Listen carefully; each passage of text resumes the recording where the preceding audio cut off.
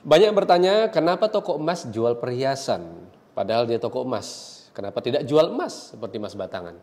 Rahasianya kita bongkar hari ini.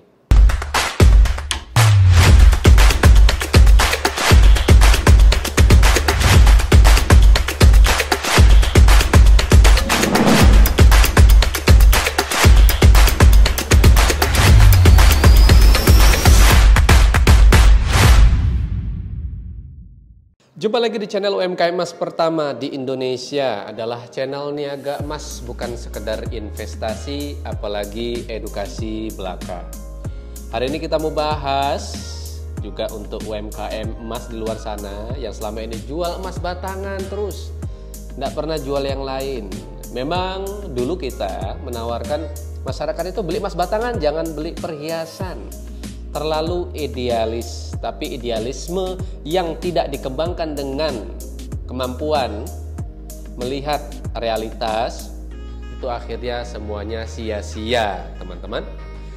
Jadi emas berlian sekarang sudah menyediakan perhiasan juga. Sebenarnya sebelum pandemi sudah menyediakan, tapi ternyata terlalu mahal masih diterima pasar. Jadi kita sekarang sudah menyediakan perhiasan untuk pengusaha-pengusaha UMKM emas atau pengusaha emas berskala rumahan di luar sana.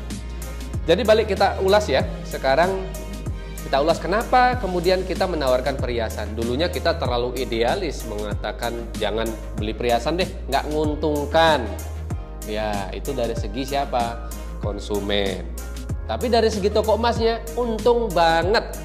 Lebih nguntung dibandingkan jual emas batangan. Kenapa? Karena banyak hal, oke ya.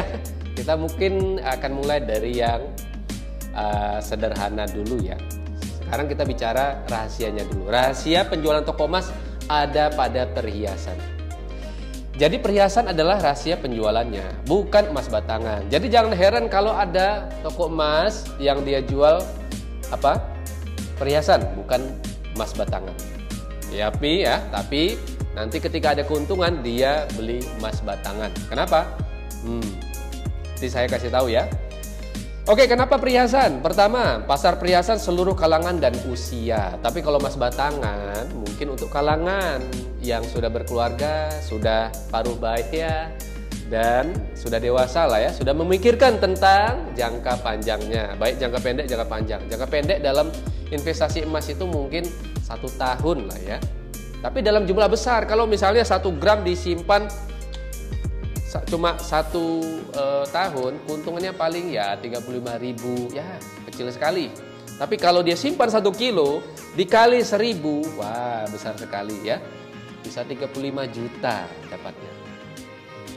Oke, kita tadi ya, pasar perhiasan seluruh kalangan dan usia.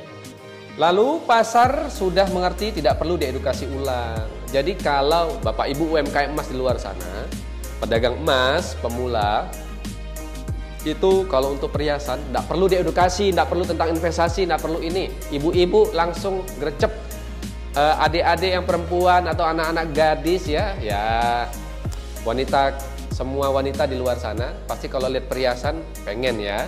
Rata-rata seperti itu. Ada yang tidak suka perhiasan, ya tidak umum, biasanya umumnya begitu. Juga artinya bukan aneh ya, enggak. Ya, tidak perlu diedukasi ulang. Yang ketiga, perhiasan tetap laku walau harga emas naik. Yo, betul. Kenapa?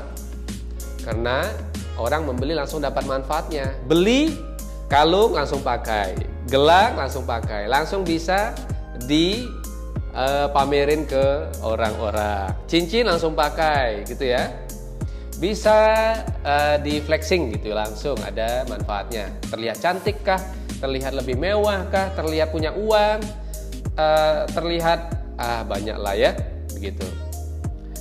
Perhiasan terjual di berbagai musim dan tren. Jadi berbagai musim apapun itu, misalnya musim paceklik, musim anak sekolah atau lain sebagainya, perhiasan masih laku ya, selalu banyak sekali yang beli. Ibu-ibu kalau punya uang beli perhiasan, pergi ke toko emas. Kalau tidak punya uang, pergi ke toko emas juga, jual perhiasannya. Jadi dia selalu ada ya. Dan perhiasan tidak dinilai dari merek dan kemurnian. Bapak Ibu semuanya kalau beli perhiasan nggak dilihat dari mereknya. Ini mereknya apa? Seperti misal emas batangan, harus lihat dulu ini antam atau bukan. Tidak begitu ya. Kalau untuk perhiasan kelihatannya menarik, cantik buat ibu-ibu di luar sana, mereka mau beli gitu ya. Tidak ada lihat kemurniannya, ini murni apa enggak. Semua perhiasan semuanya umum ya, rata-rata tidak murni. Kenapa? Agar supaya dia dipakai lebih kuat. Kalau hanya emas dia lembek. Kena kompor sedikit ibu-ibu lagi masak, wah itu lembek langsung ya kalau murni. Makanya kalau untuk yang murni tidak ada batu-batunya seperti ini. Karena tidak kuat mengikat batunya. Oke. Lalu perhiasan punya tipe, tema, model, dan item. Jadi ibu-ibu atau pengunjung pasar, pengunjung mall atau pembeli Anda tidak sempat membeda-bedakan harganya atau model dengan yang sama dan harga yang sama. Sulit sekali mencari model yang sama di toko yang berbeda-beda. Nah ini keuntungannya kenapa toko emas jual perhiasan. Dia selain juga tidak dilihat dari merek dan kemurniannya dan tidak bisa dibanding-bandingkan. Lalu permintaan perhiasan lebih tinggi dari emas batangan. Iya tentu permintaannya lebih cepat dan keuntungannya lebih besar. Permintaannya besar sekali dan keuntungannya besar. Jangan heran kalau toko emas akhirnya menjual perhiasan, bukan emas batangan. Emas batangan cukup menjadi rahasia kekayaan toko emas. Yang terakhir, tidak ada kejenuhan produk pada perhiasan. Produk perhiasan kalau jenuh misalnya ya, ini tidak laku misalnya. Itu bisa didaur ulang atau ditahan saja. Suatu saat pasti ada yang mau beli atau Anda pakai sendiri boleh. Dia memberikan nilai pada pemiliknya, kepada penggunanya ya. Jadi itu beberapa alasan kenapa toko emas, kenapa pedagang emas harusnya jual perhiasan juga. Keuntungan yang didapat dari jual perhiasan dirubah dalam bentuk emas batangan. Dari sekian gram, 15 gram perhiasan, keuntungannya misalnya ya, keuntungannya adalah 4.300.000 atau 6 juta, maka belilah 5 gram. Artinya toko emas ketika ada keuntungan, dia beli keuntungan itu 5 gram. Kemudian dia simpan.